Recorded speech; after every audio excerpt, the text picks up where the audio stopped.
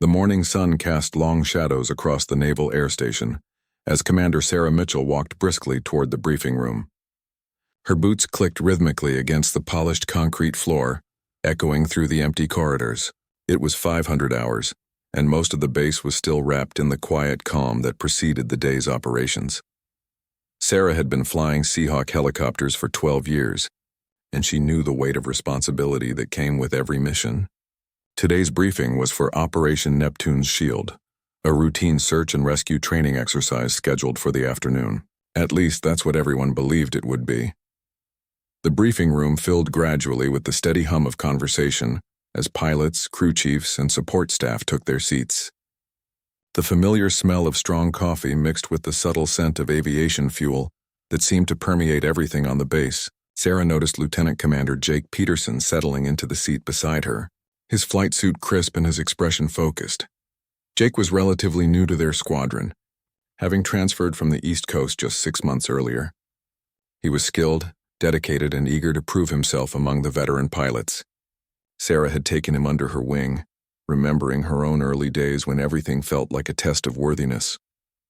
Captain Robert Hayes entered the room with his characteristic purposeful stride.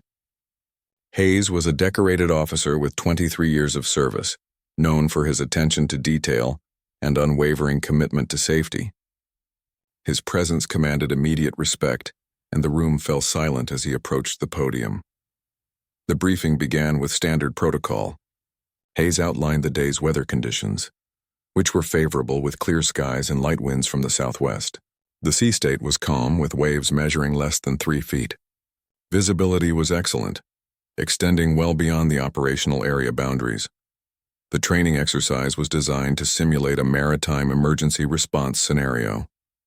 2 civilian vessels would be positioned approximately 40 nautical miles offshore, with actors playing the role of distressed mariners requiring immediate evacuation. The Seahawk crews would practice rapid deployment, victim recovery, and medical stabilization procedures. Sarah listened intently as Hayes detailed the flight routes, communication frequencies, and safety protocols. The operation involved 3 helicopters from their squadron, each with specific roles and responsibilities.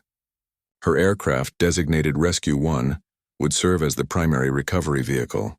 Jake's helicopter would provide backup support, while the third would act as a communications relay and observer platform.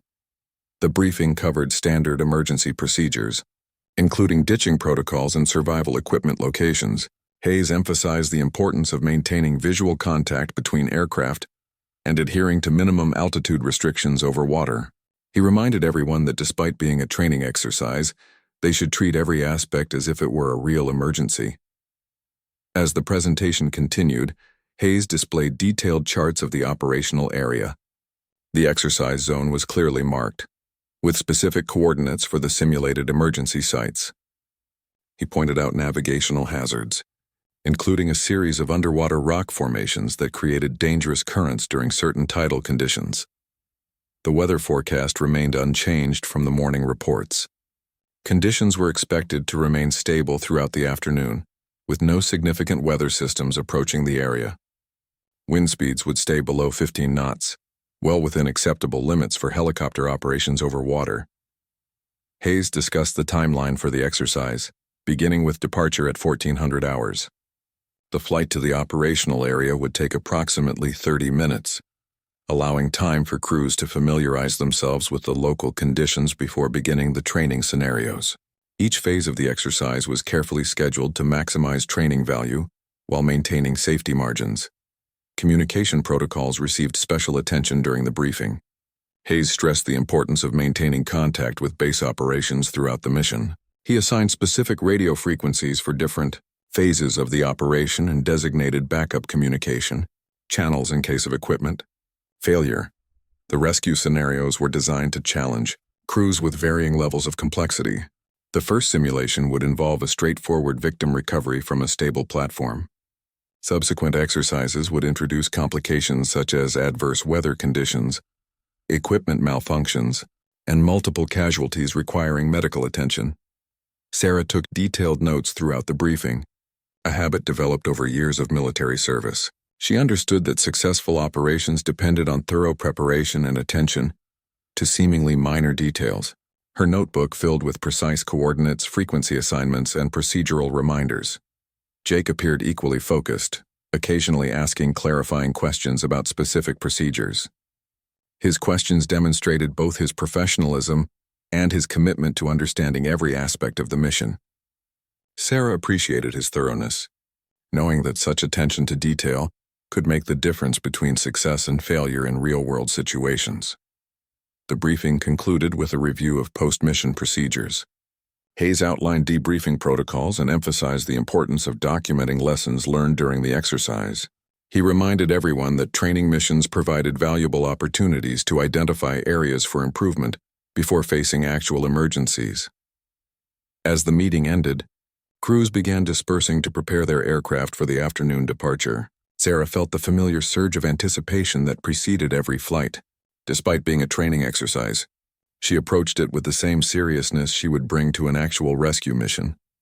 The hangar buzzed with activity as maintenance crews performed final inspections on the 3 Seahawks.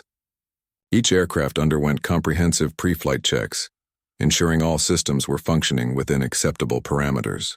The distinctive sound of rotor blades being tested filled the air as engines warmed up and systems came online. Sarah walked around her helicopter, conducting her personal inspection of the aircraft. She examined the main rotor system, checked fluid levels, and verified that all safety equipment was properly secured. The rescue hoist, medical supplies, and survival gear received particular attention, as these items would be critical during the training scenarios. Jake approached as she completed her inspection, carrying his flight helmet and survival vest. His expression showed the focused concentration that characterized experienced pilots preparing for a mission. They discussed their approach to the training exercises, reviewing hand signals and communication procedures they would use during victim recovery operations. The afternoon sun climbed higher in the clear blue sky as departure time approached. Weather conditions remained ideal, with visibility extending to the horizon and winds staying within acceptable limits. The calm sea conditions would provide an excellent training environment for practicing rescue techniques. Neither Sarah nor Jake could have imagined that this routine training exercise would soon become a desperate race against time, where a single overlooked detail in their morning briefing would determine whether 12 people lived or died. The 3 Seahawks lifted off from the Naval Air Station at exactly 1400 hours, their rotors cutting through the afternoon air with practiced precision. Sarah felt the familiar sensation of the aircraft responding to her touch, the controls smooth and responsive as they climbed to their cruising altitude of 800 feet. Below them, the coastline gradually gave way to open ocean, the water appearing as an endless expanse of deep blue under the clear sky. The formation maintained perfect spacing as they headed toward the training area. Each pilot focused on their instruments while maintaining visual contact with the other aircraft. The flight to the operational zone proceeded without incident. Radio chatter remained minimal, limited to routine position reports and system status updates. Sarah could see Jake's helicopter maintaining its designated position off her starboard side, while the third aircraft held steady in the communications relay position. As they approached the training area coordinates, Sarah began scanning the water surface for signs of the simulated emergency vessels. The exercise controllers had promised that 2 boats would be waiting at predetermined locations, ready to begin the rescue scenarios upon their arrival. The first indication that something was wrong came from the communications relay aircraft. Lieutenant Commander Maria Santos, flying the observer helicopter, reported seeing what appeared to be actual distress signals coming from a location approximately 5 miles southeast of their planned exercise area. Sarah felt her pulse quicken as she processed this unexpected development. Training exercises occasionally encountered real emergencies, but the timing seemed particularly unusual. She contacted base operations to verify whether any actual rescue missions were scheduled for their operational area. The response from base control was immediate and concerning. No real emergency operations were supposed to be active in their vicinity. However, the Coast Guard had just received an emergency beacon signal from the exact location Santos had reported seeing distress signals. Captain Hayes' voice crackled through the radio from base operations, his tone carrying the urgency of a rapidly developing situation. A civilian fishing vessel named the Melissa Ann had suffered a catastrophic engine room fire approximately 20 minutes earlier. The vessel was taking on water and had 12 people aboard, including 3 children. Sarah's training immediately kicked in as she processed the magnitude of the situation. 12 lives hung in the balance, and their 3 helicopters were the closest rescue assets available. The nearest Coast Guard vessel was over 2 hours away, far too long for people in the water to survive. The decision came swiftly from base operations. The training exercise was immediately canceled, and all 3 aircraft were reassigned to conduct an actual rescue mission. Sarah felt the familiar surge of adrenaline that accompanied real emergency situations, her mind shifting into the focused clarity that years of training had developed. Jake's voice came through the radio, confirming his readiness to assist with the emergency response. His helicopter was equipped with additional medical supplies that could prove crucial if any of the victims required immediate treatment. Santos would maintain her communications relay position while coordinating between the rescue aircraft and base operations. As they altered course toward the emergency location, Sarah began mentally reviewing rescue procedures for multiple victims in water. 12 people represented a significant challenge for helicopter recovery operations, requiring careful coordination and precise execution to ensure everyone could be safely evacuated. The scene that greeted them upon arrival was worse than anyone had anticipated. The Melissa Ann was listing heavily to starboard, with thick black smoke pouring from her engine compartment.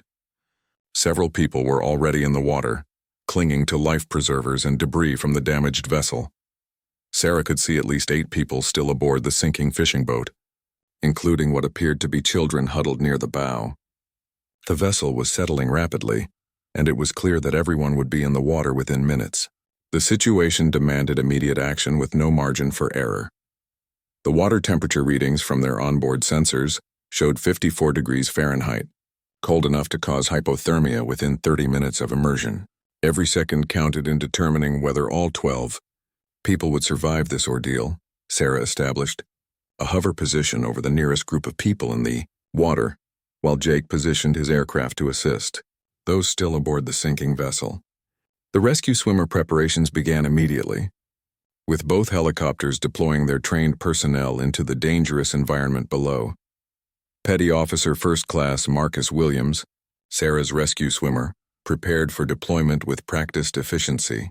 His survival suit was designed to protect him from the cold water, but the physical demands of rescuing 12 people would test his endurance to the limits.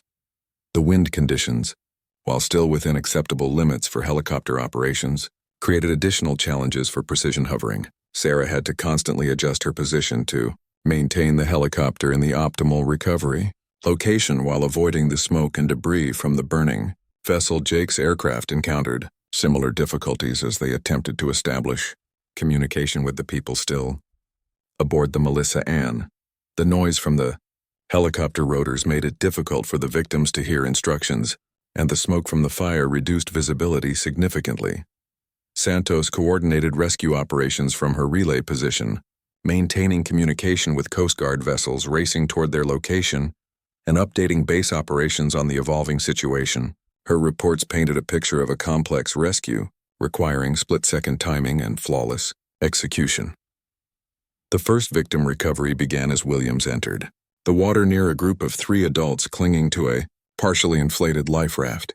The technique required precise coordination between the swimmer, the helicopter crew, and the victims themselves to ensure safe recovery without injuring anyone involved. Sarah watched her altimeter carefully, maintaining the exact hover height necessary for the rescue hoist to operate effectively. Too high, and the recovery basket would be difficult to control in the wind. Too low, and the helicopter's rotor wash would create dangerous conditions for people in the water. The complexity of rescuing 12 people from both water and a sinking vessel began to reveal itself as the operation progressed. Each individual recovery required several minutes to complete safely, and time was running out as hypothermia began affecting those who had been in the water longest. Jake's crew faced the additional challenge of evacuating people from the tilting deck of the Melissa Ann before it capsized completely. The children aboard the vessel were particularly vulnerable, requiring special care during the rescue process to prevent panic or injury. As the rescue operation intensified, Sarah realized that their morning briefing had not adequately prepared them for the complexity of a 12-person rescue under these conditions. The standard procedures they had reviewed seemed insufficient for the scale of the emergency they now faced. The next phase of the rescue would test every aspect of their training and equipment as the Melissa Ann began its final descent toward the ocean floor, taking with it any hope of an easy evacuation for the remaining victims. The first 3 rescues proceeded according to standard procedures, with Williams successfully recovering 2 adults and 1 teenager from the water near the sinking vessel. Each person showed signs of cold water exposure, but appeared stable enough for transport back to shore for medical treatment. Sarah maintained her hover position with mechanical precision, her years of experience allowing her to compensate for the changing wind conditions and the increasingly chaotic scene below.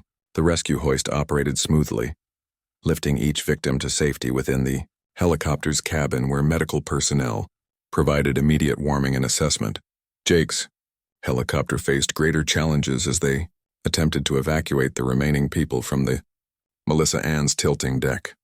The fishing vessel had developed a severe list to starboard, making it dangerous for people to move around without falling into the water or being injured by shifting equipment.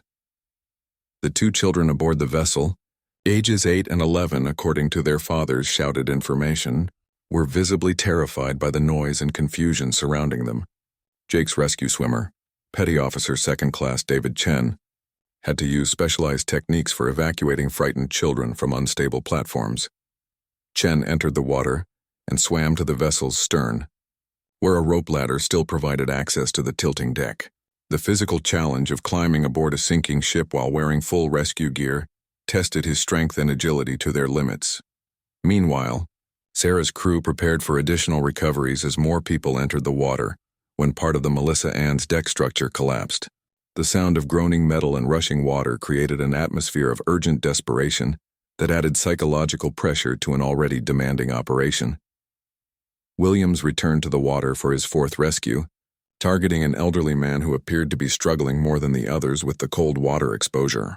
The victim showed signs of advanced hypothermia, including confusion and loss of motor coordination that made the rescue more complicated. The rescue basket swayed in the wind as it was lowered toward the struggling man, requiring Williams to time his approach carefully to avoid injuring the victim during the recovery process.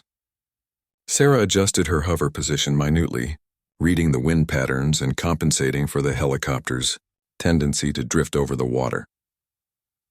Communication between the aircraft became increasingly important as the rescue operation spread across a wider area. Santos maintained her relay position, coordinating between the 2 rescue helicopters and providing updates to approaching Coast Guard vessels about the status of recovered victims. The weight of 12 people distributed between 2 helicopters began to affect aircraft performance, particularly as fuel consumption increased due to the extended hover operations. Sarah monitored her fuel gauges carefully, calculating the time remaining before they would need to consider difficult decisions about continuing the rescue. Jake's crew made progress evacuating people from the Melissa Ann, but the vessel's increasingly unstable condition created new hazards. Chen had to work quickly to get the children off the boat before it capsized completely, while also ensuring their safety during the transfer to the rescue basket. The 8-year-old girl, identified as Emma, was too frightened to cooperate with the rescue initially. Chen had to use patience and calm reassurance to convince her to trust him during the evacuation process. Her father, still aboard the vessel, provided emotional support while preparing for his own rescue. Sarah's helicopter had reached its capacity with 5 rescued victims, including the elderly man who required immediate medical attention. The decision to transport these victims to shore immediately became necessary to save lives, but it would mean leaving Jake's crew to handle the remaining rescues alone. The flight back to shore with the first group of victims took 23 minutes, during which the medical crew worked to stabilize the hypothermia cases and treat minor injuries sustained during the vessel fire and subsequent evacuation. During the return flight, Sarah received updates from Santos about the continuing rescue operation. Jake's crew had successfully evacuated the 2 children and was working to recover the remaining adults from both the water and the sinking vessel. The Melissa Ann, finally capsized completely just as Chen was helping the last person off the deck. The fishing vessel's hull remained visible above water for several minutes before beginning its final descent to the ocean floor, taking with it any equipment or supplies that might have aided in the rescue. Sarah landed at the Naval Air Station and quickly transferred her rescued victims to waiting medical teams. The elderly man was immediately transported to the base hospital for treatment of severe hypothermia, while the others received warming treatment and observation in the medical facility. The refueling and preparation for the return flight took 8 minutes, during which Sarah received troubling news from the ongoing rescue operation. Jake's helicopter was experiencing mechanical problems with their rescue hoist, significantly complicating the recovery of the remaining victims. The mechanical failure meant that Chen would have to remain in the water longer to manually assist victims into the rescue basket, increasing his exposure to the cold water and exhausting his physical reserves.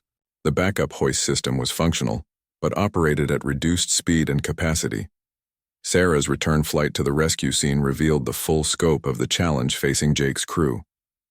4 people remained in the water, including 2 who showed advanced signs of hypothermia and were becoming increasingly difficult to keep conscious and cooperative during rescue attempts. The fuel situation for both helicopters was becoming critical. Extended hover operations consumed fuel at rates significantly higher than normal flight operations, and both aircraft were approaching the point where they would need to make difficult decisions about continuing the rescue versus ensuring their own safety. Santos reported that the nearest Coast Guard vessel was still over an hour away from their location, too far to assist with the immediate rescue operations. The responsibility for saving the remaining lives rested entirely with Jake's compromised aircraft and Sarah's helicopter. The coordination between the 2 helicopters became crucial as they worked to recover the final victims. Sarah positioned her aircraft to provide wind shielding for Jake's helicopter, while his crew struggled with the malfunctioning rescue equipment. Chen's endurance was reaching its limits after nearly 40 minutes in the cold water, but he continued working to assist victims into the rescue basket, despite the physical toll. His determination represented the difference between life and death for the people still waiting to be rescued.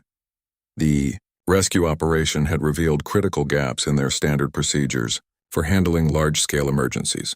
The morning briefing had not adequately prepared them for the equipment failures, fuel limitations, and physical demands they were now experiencing. As the afternoon wore on, it became clear that saving all 12 lives would require pushing both crews and equipment beyond their normal operational limits. The missing detail from their briefing was about to become a matter of life and death. The critical moment arrived when Jake's fuel gauge showed they had reached the minimum required for safe return to base. Standard operating procedures demanded that both helicopters immediately depart for shore, leaving the remaining 4 victims in the water for the Coast Guard vessel that was still 47 minutes away. Sarah faced an impossible decision as she watched the people below struggling to stay afloat in the increasingly cold water. 2 of the victims had stopped responding to Chen's attempts at communication, showing clear signs that hypothermia was rapidly approaching life-threatening stages. The radio crackled with Captain Hayes's voice from base operations, ordering both aircraft to return immediately due to fuel constraints. His tone carried the weight of command responsibility, but also the understanding that leaving people to die violated everything they had sworn to protect. Jake's response came through the radio with determination that surprised everyone listening. He announced his intention to continue rescue operations despite fuel limitations, accepting the risk of ditching his aircraft in the ocean if necessary to save the remaining lives. Sarah immediately understood the implications of Jake's decision. If his helicopter went down, she would need to rescue not only the original victims but also Jake's entire crew. The mathematics of the situation seemed impossible, but the alternative meant watching people die while help was just minutes away. Chen had been in the water for nearly 50 minutes, well beyond normal operational limits for rescue swimmers. His movements had become noticeably slower, and his voice over the radio showed signs of exhaustion that concerned everyone monitoring the operation. The rescue hoist on Jake's helicopter continued to malfunction intermittently, requiring manual operation that consumed precious time during each recovery attempt. What should have been 2-minute rescues were taking nearly 5 minutes each. eating away at their remaining fuel reserves.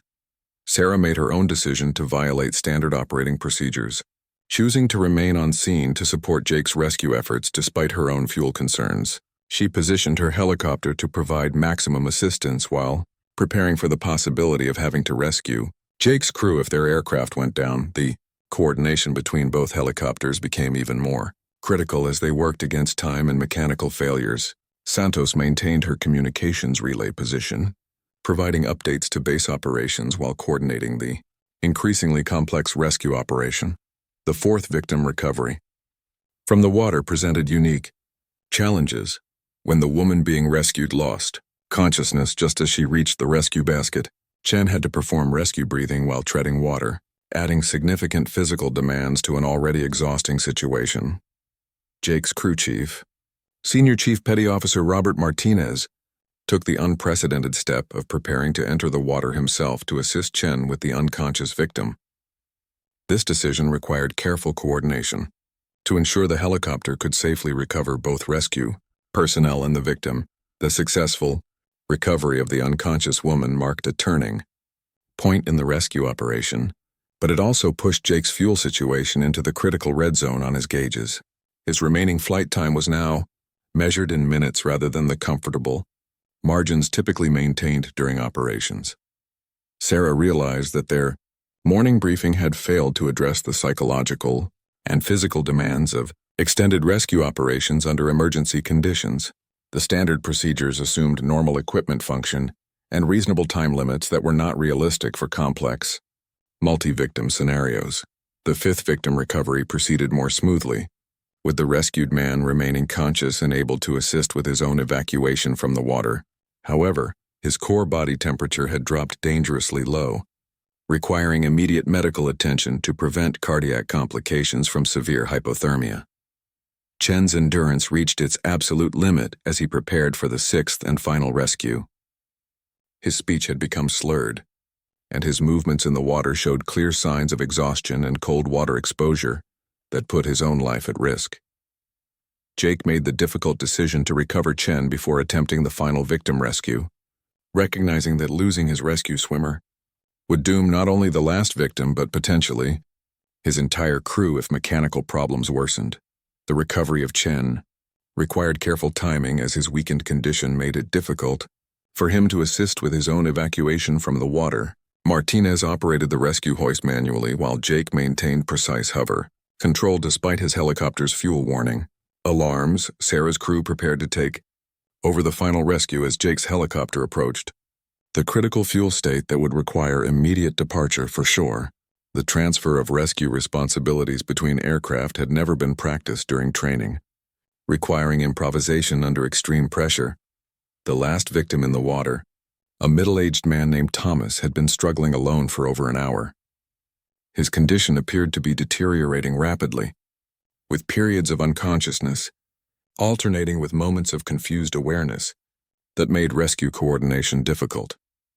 Williams, prepared for deployment back into the water for what everyone hoped would be the final rescue of the operation. His earlier experience with multiple recoveries provided valuable insight into the victim's likely condition and the techniques required for safe evacuation. The mechanical precision required for the final rescue tested every aspect of Sarah's flying skills as she positioned her helicopter over Thomas while compensating for the rotor wash effects on a victim who could barely keep his head above water. Jake's helicopter departed for shore with Chen and the other rescued victims just as Williams entered the water near Thomas. The sight of the departing aircraft created a moment of isolation for Sarah's crew as they realized they were now solely responsible for completing the rescue. The fuel gauge on Sarah's helicopter showed they had perhaps 10 minutes of hover time remaining before they too would face the critical decision between saving a life and ensuring their own survival. The mathematics of rescue aviation had never seemed more brutal or unforgiving. Thomas's rescue presented the greatest challenge of the entire operation as his hypothermia-induced confusion made him unable to cooperate with standard rescue procedures. Williams had to use techniques designed for unconscious victims while working in conditions that tested his own physical limits. The successful completion of Thomas's rescue marked the end of the water recovery phase, But Sarah's crew still faced the challenge of flying back to shore with critically ill victims while operating on minimum fuel reserves. As they lifted off from the rescue site with the final victim aboard, Sarah realized that the missing detail from their morning briefing was not about procedures or equipment, but about the human capacity to exceed normal limitations when lives depend on their actions. The flight back to shore with Thomas and the other final victims became a race against time, as Sarah's fuel gauges showed levels dangerously close to emergency reserves. Every minute of flight consumed precious fuel that might be needed for emergency landing procedures if they encountered unexpected weather or mechanical problems. Thomas had lost consciousness completely during the final rescue, requiring continuous medical attention from the helicopter's corpsman throughout the return flight. His core body temperature had dropped to levels that created serious risk of cardiac arrest, making rapid transport to advanced medical facilities critical for his survival. Sarah maintained radio contact with base operations, providing updates on victim conditions and her aircraft's fuel status. The tower cleared all other air traffic from their approach path, recognizing the emergency nature of their return flight and the critical condition of the rescued victims. Jake's helicopter had landed safely at the Naval Air Station just 8 minutes earlier, delivering Chen and the other victims to waiting medical teams. Chen was immediately transported to the hospital for treatment of exhaustion and mild hypothermia, while the other victims received warming treatment and evaluation. The medical teams at the base had been preparing for the arrival of hypothermia victims since the rescue operation began. Warming blankets, heated intravenous fluids, and cardiac monitoring equipment were ready to address the life-threatening effects of prolonged cold water exposure. Sarah's approach to the airfield required careful fuel management as she maintained the minimum power settings necessary for safe flight, while preparing for potential emergency landing procedures. Her crew monitored Thomas's vital signs continuously, ready to begin advanced resuscitation if his condition deteriorated further. The successful landing at the Naval Air Station marked the end of the rescue operation, but the beginning of intensive medical treatment for all 12 victims. Thomas was rushed to the hospital's emergency room, where medical teams worked to slowly rewarm his body while monitoring for complications. Within 2 hours of the rescue completion, medical reports indicated that all 12 victims would survive their ordeal. The rapid response by the helicopter crews had prevented any fatalities, though several victims required extended hospital stays for treatment of severe hypothermia and related complications. The post-mission debriefing began immediately after the medical teams confirmed that all victims were stable. Captain Hayes gathered both helicopter crews in the briefing room where the day had started with routine training exercise preparations that seemed like a lifetime ago. Jake appeared exhausted but satisfied as he described the challenges his crew had faced during the rescue. The mechanical problems with their rescue hoist had tested their ability to improvise under pressure, while the fuel limitations had required risk-taking beyond normal operational parameters. Chen, despite his own medical treatment, insisted on participating in the debriefing to provide his perspective on the extended water rescue operations. His insights into victim condition assessment and rescue technique modifications would prove valuable for future emergency response training. Sarah documented the fuel consumption rates they had experienced during extended hover operations, noting that their morning briefing had not adequately addressed the operational limitations these conditions created. The standard fuel planning calculations had proven insufficient for the reality of complex rescue scenarios. The discussion revealed that their training exercises had never adequately simulated the physical and psychological demands of rescuing 12 people under emergency conditions. The morning briefing had focused on standard procedures that assumed normal equipment function and reasonable time constraints. Williams provided detailed observations about victim condition changes during prolonged cold water exposure, noting that the standard hypothermia timelines taught in their training did not account for individual variations in physical condition and cold water tolerance. Martinez described the challenges of operating rescue equipment under non-standard conditions, emphasizing that their mechanical systems required backup procedures that had not been covered in routine training scenarios. The improvisation required during equipment failures needed to be incorporated into regular training. Santos offered her perspective from the communications relay position, highlighting the importance of coordination between multiple aircraft during complex rescue operations. Her role had evolved beyond simple communication relay to include tactical coordination and resource management. The analysis of fuel consumption data revealed that extended rescue operations required significantly more fuel than standard calculations predicted. The psychological pressure to continue rescues despite fuel limitations created decision-making challenges that needed to be addressed in training scenarios. Captain Hayes acknowledged that the morning briefing had not prepared the crews for the scale and complexity of the emergency they had encountered. The standard procedures and checklists had provided a foundation, but the actual rescue had required innovation and risk-taking beyond normal parameters. The discussion moved to equipment modifications that could improve future rescue capabilities. The rescue hoist malfunctions had demonstrated the need for more reliable backup systems and better maintenance procedures to prevent mechanical failures during critical operations. Training program modifications became a central focus of the debriefing, as everyone recognized that their current procedures were inadequate for large-scale emergency scenarios. The physical demands on rescue swimmers, fuel limitations during extended operations, and coordination challenges between multiple aircraft needed to be addressed.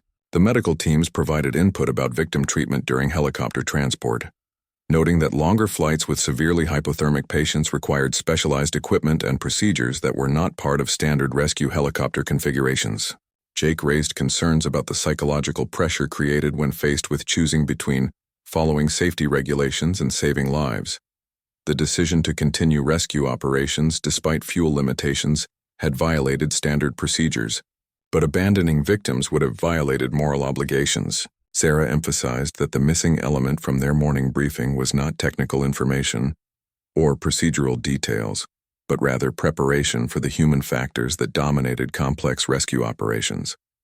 The ability to make critical decisions under extreme pressure required training that went beyond standard checklists. The debriefing concluded with recommendations for comprehensive changes to rescue training programs, equipment configurations, and operational procedures. The successful rescue of all 12 victims had revealed both the capabilities and limitations of their current systems. As the crews finally departed the briefing room, they carried with them the knowledge that their actions had saved 12 lives, but also the understanding that future rescues would require better preparation for the human elements that no briefing could fully anticipate. The Melissa Ann had sunk completely, taking with it the physical evidence of the emergency that had tested their skills and courage beyond anything their training had prepared them for. 3 weeks after the rescue operation, the investigation into the Melissa Ann incident revealed details that would fundamentally change how naval aviation approached emergency response training. The Coast Guard's preliminary findings showed that the fishing vessel's fire had been caused by a fuel line rupture in the engine compartment, leading to rapid flooding when the crew used water to fight the flames. Sarah found herself testifying before a review board examining the operational decisions made during the rescue. The board consisted of senior naval officers, Coast Guard officials, and aviation safety experts, who were tasked with determining whether proper procedures had been followed and what lessons could be learned. The questioning focused heavily on the decision to continue rescue operations despite fuel limitations and equipment malfunctions. Board members wanted to understand the thought process behind violating standard safety protocols. Even though the outcome had been successful, Jake faced similar scrutiny regarding his choice to remain on scene with critically low fuel levels. His testimony described the impossible nature of the decision, weighing regulatory compliance against the certainty that abandoning the rescue would result in deaths. Chen's medical records showed that he had suffered mild hypothermia and exhaustion requiring several days of recovery. His testimony provided crucial insights into the physical demands of extended water rescue, operations that had never been properly studied or documented. The investigation revealed that standard rescue training scenarios had never addressed situations involving more than 6 victims, leaving crews unprepared for the logistical and resource management challenges of larger emergencies. The morning briefing protocols were found to be inadequate for complex, multi-aircraft operations. Williams documented his observations about victim condition deterioration during prolonged cold water exposure, noting significant variations from the standard timelines taught in rescue swimmer training. His data would later be incorporated into updated training materials for rescue personnel. The fuel consumption analysis produced surprising results that challenged long-held assumptions about helicopter operational capabilities. Extended hover operations and rescue configurations consumed fuel at rates 30% higher than standard calculations predicted, creating dangerous gaps in mission planning. Equipment. Failure analysis revealed that the rescue hoist malfunction on Jake's helicopter was caused by a previously unknown vulnerability in the system's electrical components when exposed to salt water spray during extended ocean operations. This discovery led to immediate modifications across the entire helicopter. Fleet medical experts testified about the treatment challenges presented by multiple severe hypothermia cases arriving simultaneously.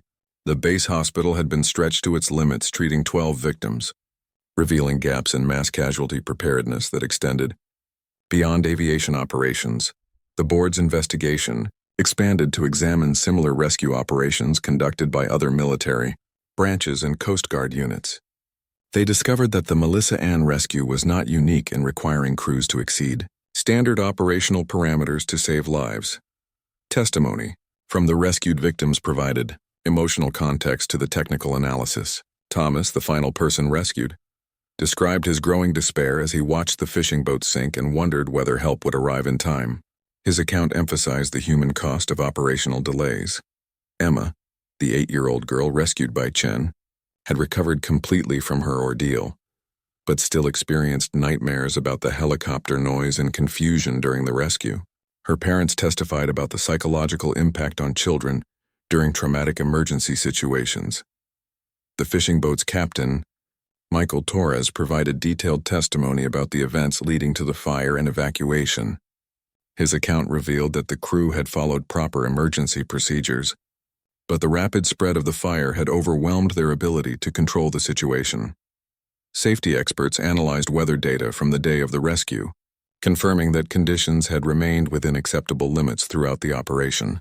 However, they noted that the psychological pressure of the emergency had created decision-making challenges that went beyond technical considerations.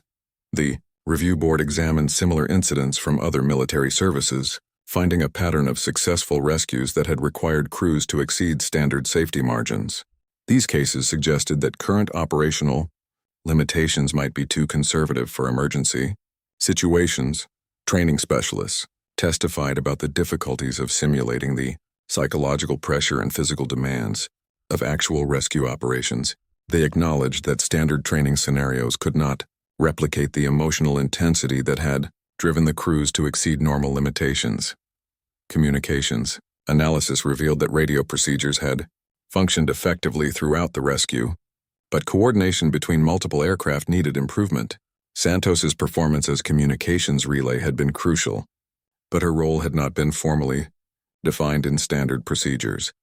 The investigation uncovered that similar equipment failures had occurred during previous rescue operations but had not been properly documented or analyzed. The lack of comprehensive failure reporting had prevented identification of systemic problems with rescue equipment.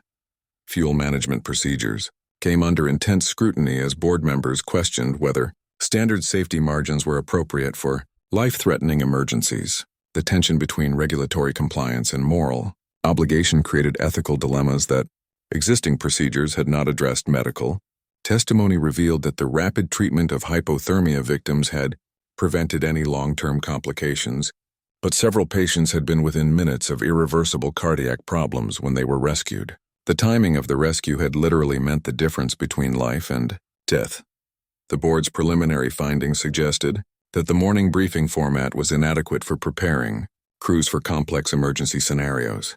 The focus on routine procedures and standard checklists had not addressed the decision-making challenges that dominated actual rescue operations. Expert witnesses from civilian rescue organizations provided comparative data showing that military rescue operations often faced more complex scenarios than their training addressed. The gap between training simulations and real-world emergencies needed to be reduced through more realistic exercises.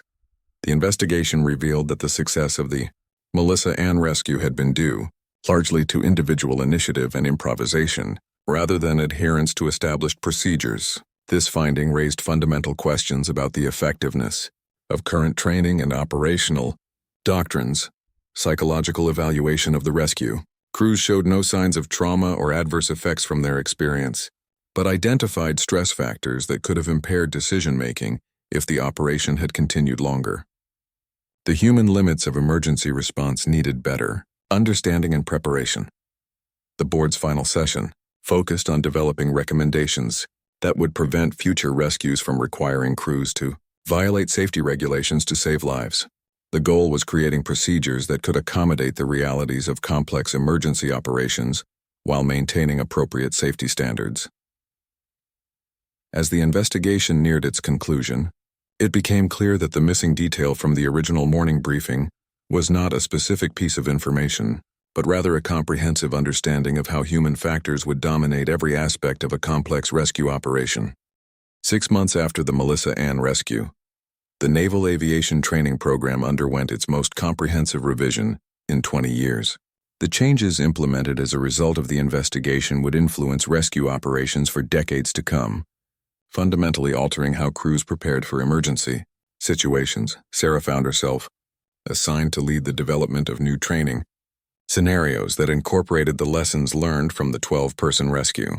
Her role expanded beyond flying missions to designing exercises that would better prepare future crews for the realities of complex emergency operations. The new training program introduced scenarios involving up to 15 victims, forcing crews to confront the resource management and decision-making challenges that had surprised everyone during the Melissa Ann rescue. These exercises pushed equipment and personnel to their limits in controlled environments. Jake was promoted to Training Squadron Commander, where he developed protocols for handling equipment failures during rescue operations. His experience with the malfunctioning rescue hoist led to new maintenance procedures and backup equipment requirements that improved reliability across the entire fleet. Chen became an instructor at the Rescue Swimmer School, teaching advanced techniques for extended water operations.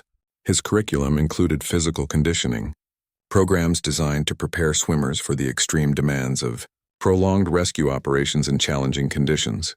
The fuel consumption data from the rescue led to revised flight planning procedures that included specific calculations for extended hover operations during multi-victim scenarios. These changes provided more realistic fuel requirements that reduced the pressure to violate safety margins during actual emergencies. Equipment modifications based on the investigation findings resulted in improved rescue hoist systems with better protection against saltwater damage and more reliable backup operation modes. The new systems were tested extensively in simulated emergency conditions before fleet-wide installation.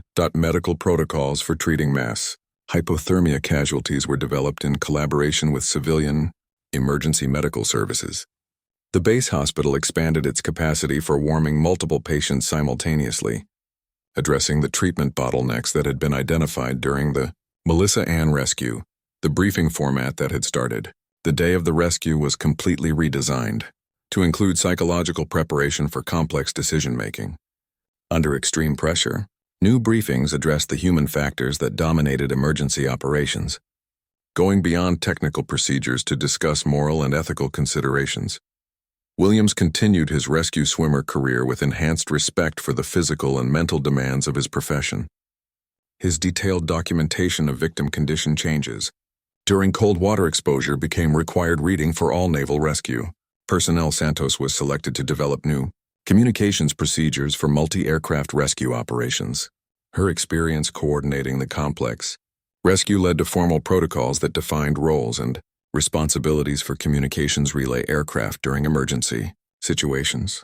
The review board's final report acknowledged that the success of the Melissa Ann rescue had been achieved despite rather than because of existing training and procedures. The recommendations called for fundamental changes in how naval aviation approached emergency response preparation. Captain Hayes implemented the new training requirements across his entire command, ensuring that all crews received exposure to complex rescue scenarios before being certified for emergency response duties. The standard of preparation was raised significantly to match the realities they might face. The investigation's findings were shared with other military branches and international rescue organizations, contributing to a broader understanding of the challenges involved in large-scale emergency operations. The lessons learned extended far beyond naval Aviation to influence rescue doctrine. Worldwide training exercises now included deliberate equipment failures and fuel limitations to prepare crews for the decision-making challenges that had dominated the Melissa Ann rescue. These scenarios forced participants to confront the tension between safety regulations and moral obligations. The psychological evaluation protocols, developed during the investigation, became standard procedure for all rescue crews, ensuring that the mental health impacts of extreme emergency operations were properly monitored and addressed. New aircraft modifications included additional fuel capacity for rescue-configured helicopters, reducing the pressure to violate safety margins during extended operations. The increased fuel load required adjustments to other equipment, but provided crucial additional operating time. The families of the Melissa Ann victims established a scholarship fund for naval rescue personnel pursuing advanced training. The program honored the crews who had saved their lives while providing resources for continued improvement in rescue capabilities. Emma, the young girl rescued by Chen, maintained correspondence with the rescue crews throughout her childhood. Her recovery from the trauma of the experience demonstrated the importance of proper psychological support for rescue victims, leading to improved post-rescue care protocols. Thomas, the final person rescued, became an advocate for improved maritime safety equipment on fishing vessels. His near-death experience motivated efforts to prevent similar emergencies through better fire suppression systems and emergency communication equipment. The Melissa Ann's wreck site became an underwater memorial visited by diving groups and maritime safety organizations. The sunken vessel served as a reminder of the risks faced by those who work on the ocean and the importance of effective rescue capabilities. Annual memorial services brought together the rescue crews and the people they had saved, creating lasting bonds that demonstrated the human connections formed during life-threatening emergencies. These gatherings reinforced the importance of the work performed by rescue personnel. The missing detail from the original morning briefing was finally identified in the review board's conclusion. It was not a specific piece of information about weather, equipment, or procedures, but rather the understanding that every rescue operation would test the limits of human capability and moral courage. The briefing had prepared the crews for technical challenges and standard emergencies, but it had not addressed the fundamental truth that saving lives often requires exceeding normal limitations. The willingness to take calculated risks for others could not be taught through procedures or checklists. Sarah reflected on how the morning briefing 3 months later included discussions about ethical decision-making, psychological pressure, and the importance of individual initiative during emergencies. The new format acknowledged that successful rescue operations depended as much on human character as on technical skill. The legacy of the Melissa Ann rescue extended beyond the 12 lives saved that day. It transformed how naval aviation understood the relationship between safety regulations and moral obligations, creating a new framework for training that honored both technical excellence and human courage. Years later, when new rescue crews faced their own impossible decisions during emergency operations, they would draw strength from the knowledge that others had confronted similar challenges and found ways to save lives while maintaining their commitment to safety and professionalism.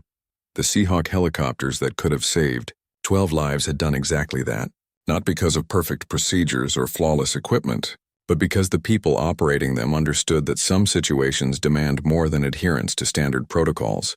They require the courage to exceed normal limitations when human lives hang in the balance.